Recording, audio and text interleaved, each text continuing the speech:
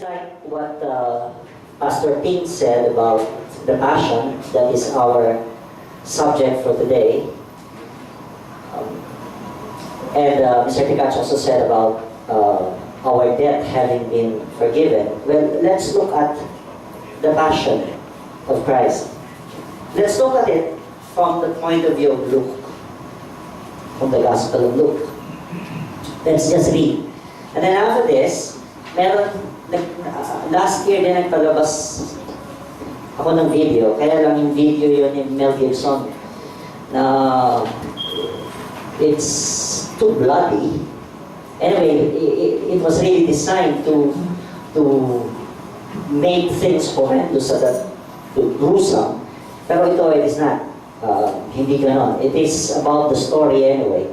So let's read Luke 23:26. As the soldiers led him away, they seized Simon from Cyrene, who was on his way in from the country, and put the cross on him and made him carry it behind Jesus. A large number of people followed him, including women who mourned and wailed for him. Jesus turned and said to them, "Daughters of Jerusalem, do not weep for me, weep for yourselves and for your children. For the time will come when you will say, Blessed are the childless women, the wombs that never bore, and the breasts that never nursed. Then they will say to the mountains, Fall on us, and to the hills, cover us. For if people do these things when the tree is green, what will happen when it is dry?" The two other men, both criminals, were also led out with him to be executed. When they came to the place called the Skull, they crucified him there along with the criminals, one on his right, the other on his left. Jesus said, "Father, forgive them, for they do not know what they are doing." And they divided up his clothes by casting lots. The people stood watching, and the rulers even sneered at him.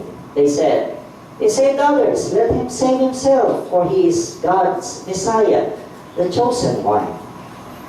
The soldiers also came up and mocked him. They offered him wine vinegar and said, "If you are the king of the Jews, save yourself." There was a written notice above him which read, "This is the King of the Jews." One of the criminals who hung there hurled insults at him. "Aren't you the Messiah? Save yourself and us." But the other criminal rebuked him. "Don't you fear God," he said, "since you are under the same sentence? We are punished justly, for we are getting what our deeds deserve. But this man has done nothing wrong." Then he said, "Jesus, remember me when you come into your kingdom." Jesus answered him, "Truly I tell you, today you will be with me in paradise." It was now about noon, and darkness came over the whole land until 3 in the afternoon, for the sun stopped shining, and the curtain of the temple was torn in two. Jesus called out with a loud voice, "Father, into your hands I commit my spirit." When he had said this, he breathed his last. The centurion, seeing what had happened, praised God and said, "Surely this was a righteous man." When all the people had gathered to witness this sight, saw what took place, they beat their breasts and went away, meaning they were so sad. But all those who knew him, including the women who had followed him from Galilee, stood at a distance, watching these things. Let's look at the video to dramatize what this happened. Kung binasa na po kasi natin, wala yung the drama in between.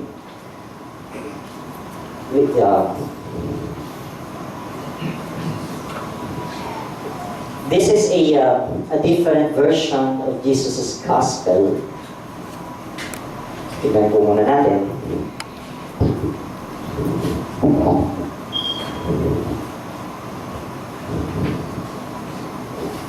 Namatay po kasi kanina, kaya nag-reset.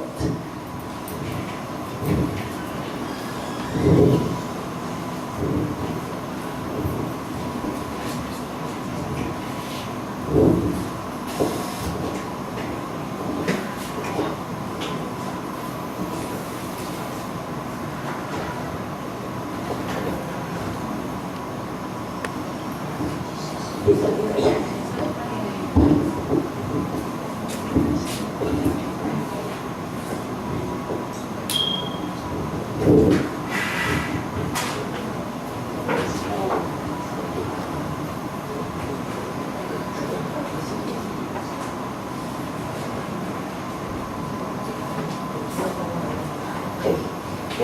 lang po. Okay. So let's watch it now.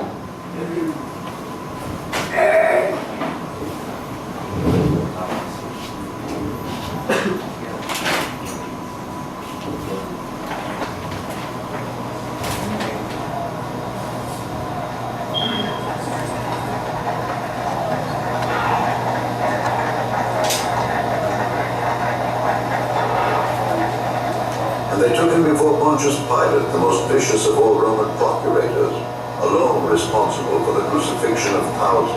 And what do you want here at this hour of the morning? We caught this man perverting our people, causing an uproar in the temple market. What will be his punishment? I see no reason to condemn this man, no reason. We found him guilty, telling them not to pay taxes to the emperor, claiming himself the Messiah, a king. A king? Are you the king of the Jews? So you say. He began in Galilee and now he has come here. In Galilee? Is this man a Galilean? In that case, we'll let Herod deal with him. He's still here in Jerusalem, isn't he? Take him to Herod.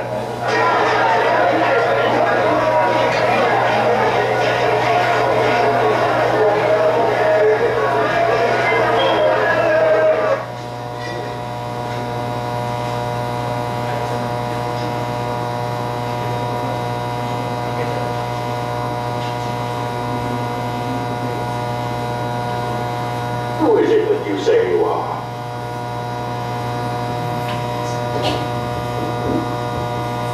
Who are those you call your disciples?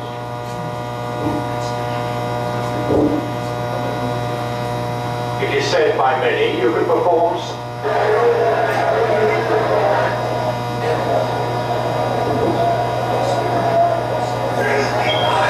Okay. Meron na po akong konting sabihin.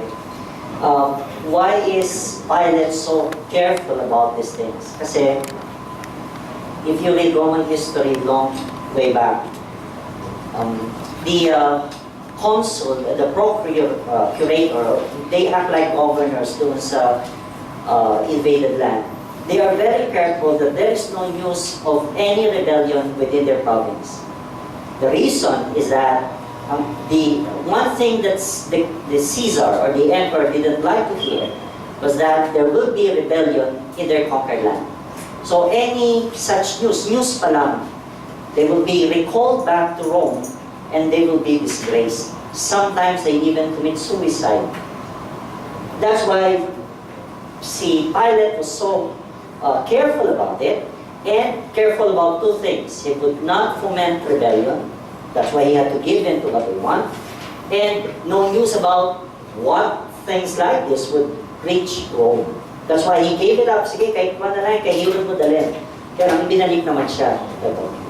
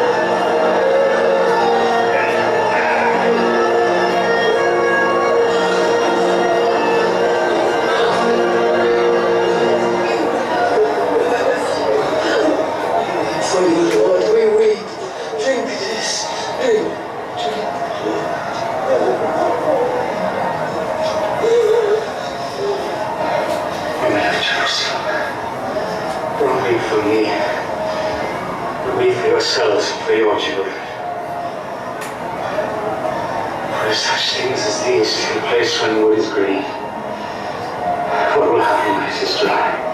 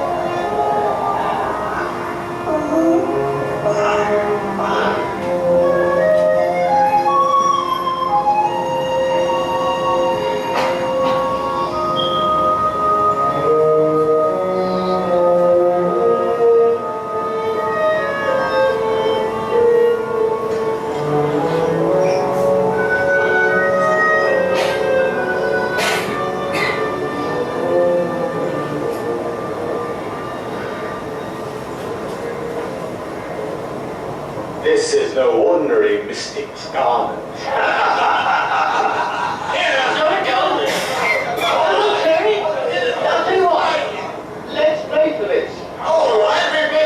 The best one is no secret. Got another.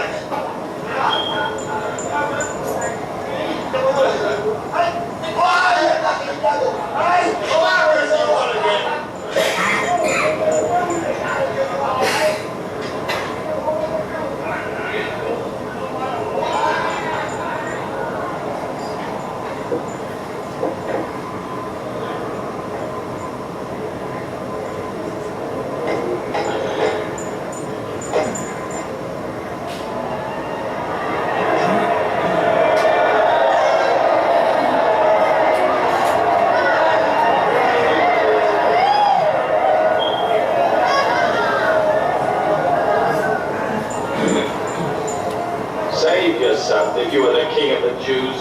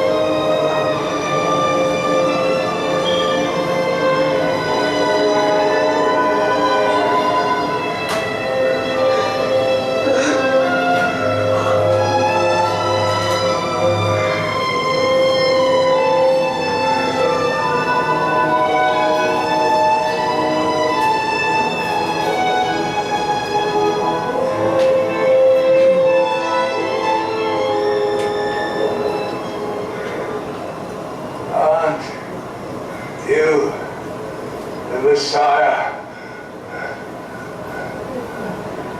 save yourself and us. Don't you fear God? You receive the same sentence you did, but he has done no wrong.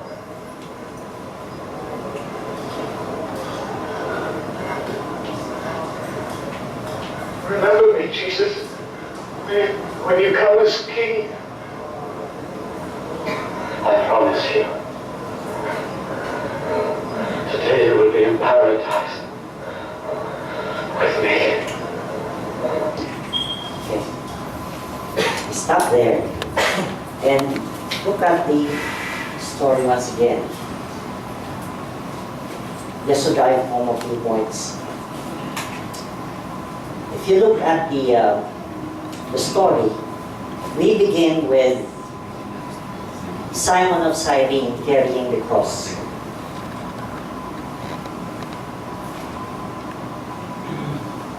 Okay, carrying the cross. Simon of Cyrene, but we could ask this again. Why did God the Father allow Simon to carry Jesus' cross? The cross may mean several things. But why did God allow, why did the Father? Anyway, the Son is obedient to the Father. The Father allowed it. Why? What for? Sabi niya noon, Matthew 10:37, anyone who loves their father or mother more than me is not worthy of me. Anyone who loves their son or daughter more than me is not worthy of me. Whoever does not take up their cross and follow me is not worthy of me. Whoever finds their life will lose it, and whoever loses their life for my sake will find it. So we have to bear our own cross. Matthew 16, then Jesus said to his disciples, whoever wants to be my disciple must deny themselves and take up their cross and follow me. For whoever wants to save their life will lose it, but whoever loses their life for me will find it. So, this means we all have our own crosses to bear. Pero yung scene na yun, hinayaan ng Ama na i-carry yung cross niya, di ba? Carrying the cross may mean two things, actually three. Madadagdagan po yan later on. If the cross is a symbol of our salvation, diba? Symbol of our salvation, then our salvation is our own decision. Accepting Christ is subjectively, because our Trinitarian doctrine has a subjective and objective part. Ours is a subjective part. It's our own decision. Nobody forced us to decide. It is our own decision. So, the cross that we bear is our decision. Okay? But as the Father allowed Simon to carry his cross, it may also mean that we have to participate in God's business of bringing the message about that cross, or the message of salvation to others. Bakit ka ba naging disipulo ni Jesus? Bakit ka ba naging disipulo ng Diyos? Para ano pa? Di po ba? Abay, kung gusto mo lang masave, so be it. But come to look at it. Jesus permitted his cross to be carried by someone. Hindi niya pinigil di ba? Well, for one thing, nakita natin sa video, pagod na siya. Patang-pata na yung katawan niya, bumagsak na nga Siguro din, from the comment of Pastor Tim, siguro din, yung mga centurion, dahil pinaghahatang nila yung mga nandoon, nakabara sa dinadaanan, maliit lang naman yung hallway. The reason is that ayaw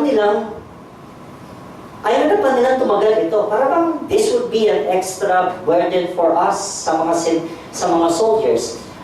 They want it done right away. Para bang, alam nga, abutin pa tayo ng hapon dito. Bilisan na natin. If Jesus Christ would tumble, and nahihirapan, so, pwede bang meron magbuhat ng krus niya? And a person from a foreign land, Cyrene, I look it up in the dictionary, ewan ko kung I still have to look at it. Cyrene is in Africa. So, dumating itong si Simon, na nandoon, ay foreigner, at sabi, ikaw, kunin mo to. Pinigil ba siya ni Jesus? Ay, hindi, cross ko yan. Sinabi ko sa mga disipulo ko, we carry our own cross. He didn't. And the Father allowed it. Sige. Pinasa naman ni Simon. Actually, kung titignan nyo, kahiya-hiya yung pasanin ko yung cross mo. Kasi nga, that cross is a symbol of, it's a penalty, diba? Wala na akong kasalanan niya, bakit ko bubuhatin yan? Siya na lang ang magbuhat. Siya naman yung pinaparusahan niyo. But Simon carried it. Although, wala na tayong record about what happened later, what happened to Simon.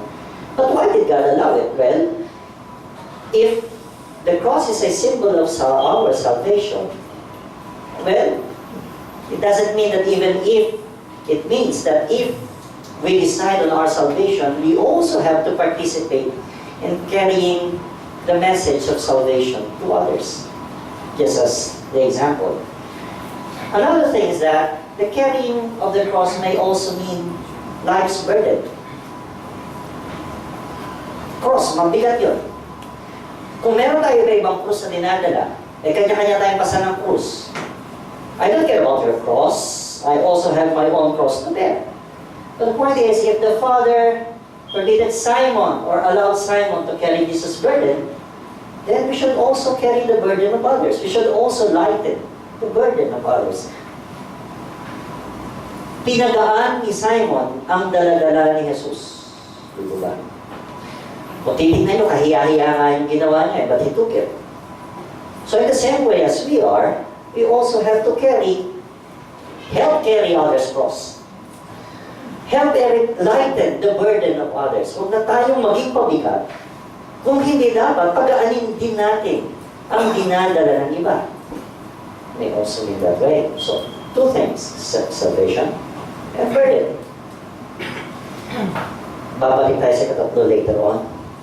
What about the two teams na tayo nag-end? Let's look back. Look 23. One of the criminals who hung there hurled insults at him. Aren't you the Messiah? Save yourself and us. But the other criminal rebuked him. Don't you fear God, he said, since you are under the same sentence. Pare-pareho lang tayo dito. Tayo, dalawa nagkasala.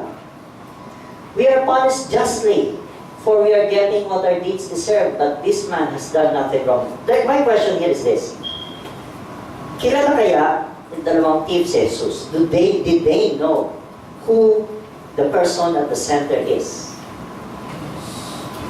Yes kasi sabi niya, I tell you, since you're under, we are punished justly, for we are getting what our deeds deserve. But this man has done nothing wrong. So this guy knew who Jesus was. Perhaps he knew it by word of mouth. Perhaps he might have witnessed what he did before. But the point is, these two guys knew him. Just as our communities, just as our nation. Don't they know Jesus? Of course they knew. Pinapangalan pa nga sa anak na pinanganak na December 24, si Jess, si Jesus. So kilala nila, Jesus. But look at the other one. Sabi niya, I tell you the truth. Save yourself. You don't know what you're saying. Sabi nga sa isa. But the other one said, remember me when you come into your kingdom. Jesus answered him, truly I tell you, today you will be with me in paradise. So the other one accepted, the other one didn't. But the point here is that Jesus presented himself to both. And Jesus presented himself to the criminals.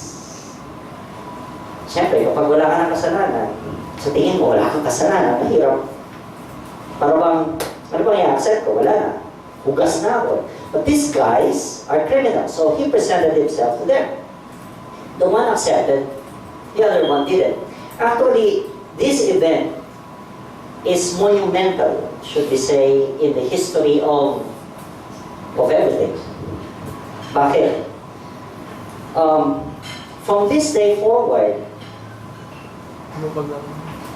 God, the sins of mankind is now washed away past, of people from the past, people at the time, and people in the future. So, Jesus Christ doesn't have to die again. Ika nga.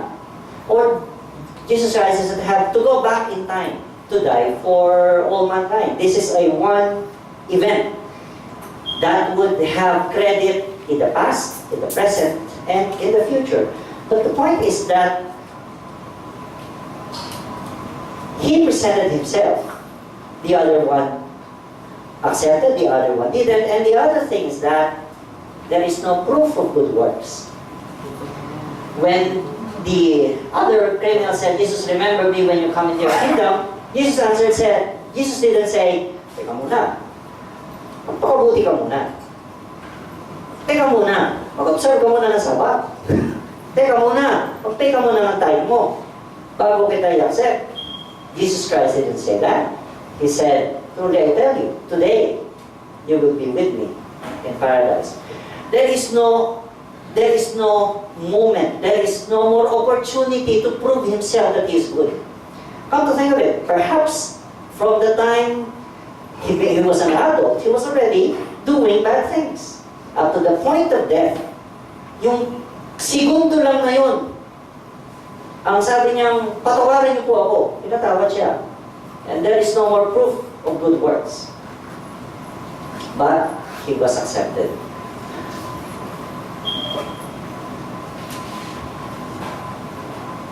The two teams personify what our Trinitarian doctrine is all about.